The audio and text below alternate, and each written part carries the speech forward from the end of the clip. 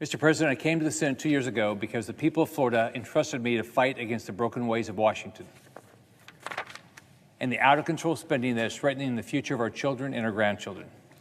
I'm fighting every day against the political class in Washington, the same elites that scoff when people like me say that government needs to be run like a business. They say government's too complicated to run like a business. But I say that any elected official or government bureaucrat who believes that should resign tomorrow because they're part of the problem. It's time to wake up. It's time to wake up to the fact that every dime spent in Washington belongs to American taxpayers, and every dollar spent now is a tax increase for a future generation. It's time to wake up to the fact that our nation is more than $27 trillion in debt. Every cent we spend moving forward threatens our ability to fund our military and our safety nets like Social Security, Medicare, and Medicaid. It's time to wake up to the fact that our position as the leader of the free world is not promised and shouldn't be taken for granted. Irresponsible career politicians who care more about their next election than the future of our country will run this nation to the ground if we let them.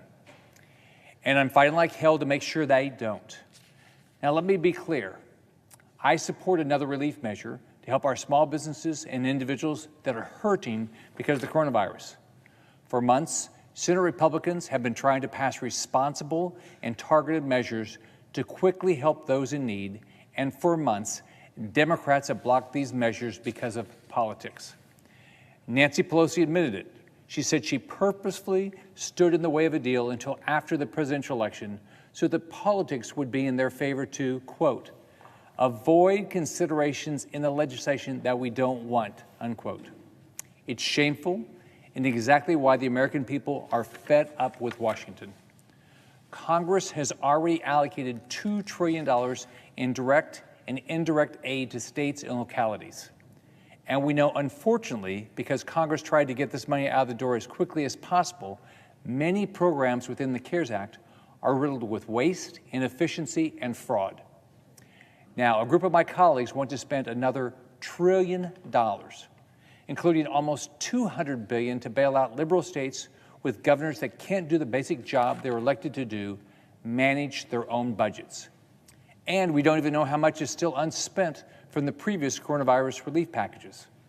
I've reached out to every single governor twice now to learn exactly how they have spent the hundreds of billions of dollars they've already received, and only 10 have replied.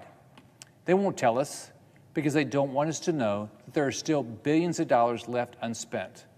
They don't want us to know that the real purpose is to take taxpayer money meant to help get through this crisis and use it to backfill their inefficient and wasteful budgets and pension programs.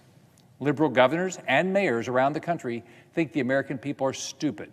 They think taxpayers in states like Florida won't realize if the federal government uses their taxpayer money to bail out states like New York and California and pay for those states' wasteful spending.